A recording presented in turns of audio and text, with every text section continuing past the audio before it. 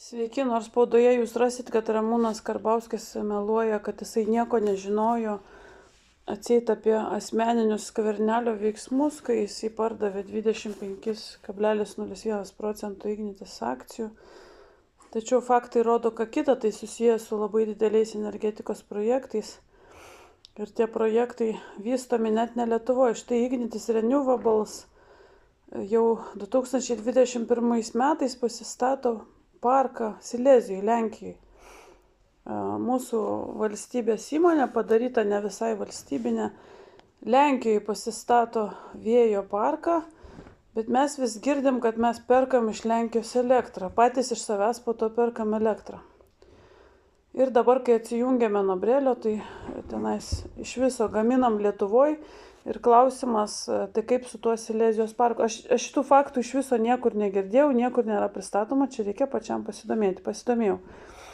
Tai jau 21 metais Lenkijoje stovi. Tai čia per vienerius metus toks dalykas nepasistato.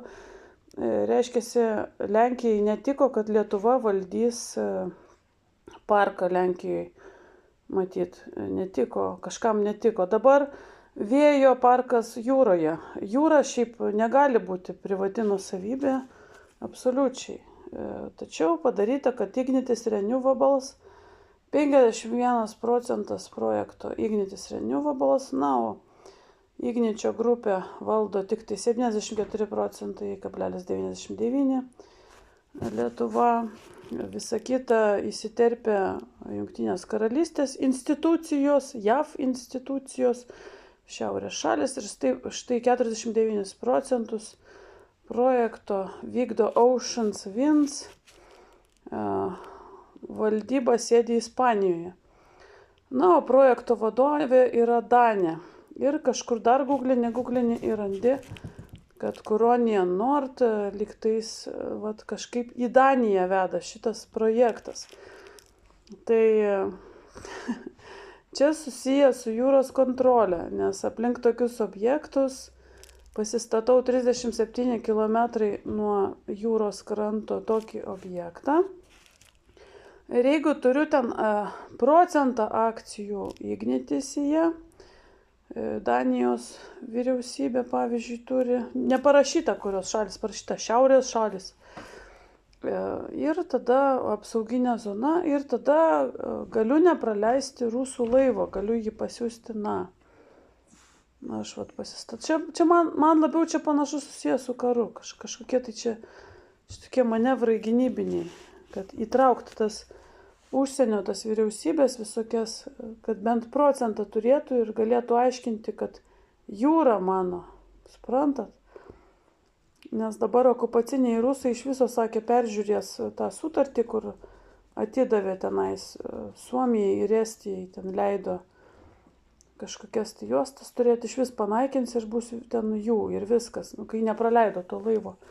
Žiūrėjau aš laidą su žemėlapiu, sako, per geri mes buvom, 94 pasirašymo, dabar išsikalinėja.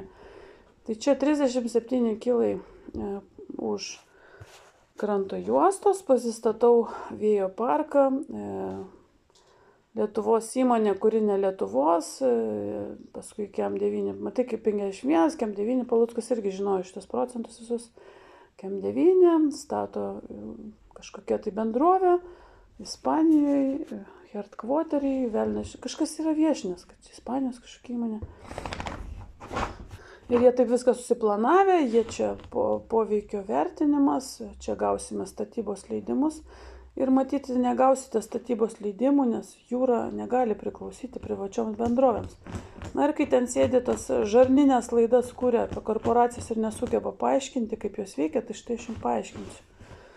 Jie per apgaulę veikia, Skvernelis atseit nepasitaręs su Seimu pardavė valstybės turtą. Dabar žmonės komentaruose tai aiškiai rašo, Ruginienė, apie jokius pirkimus čia neina kalba, čia reikia nacionalizuoti. Jeigu valstybės turto pardavimui reikia Seimo pritarimo, gal net referendumo, tai nes čia yra valstybės suvereniteto klausimas, mes matome energetiniai projektai susiję su valstybės teritorija, grinai, tiesiogiai. Absoliučiai susiję.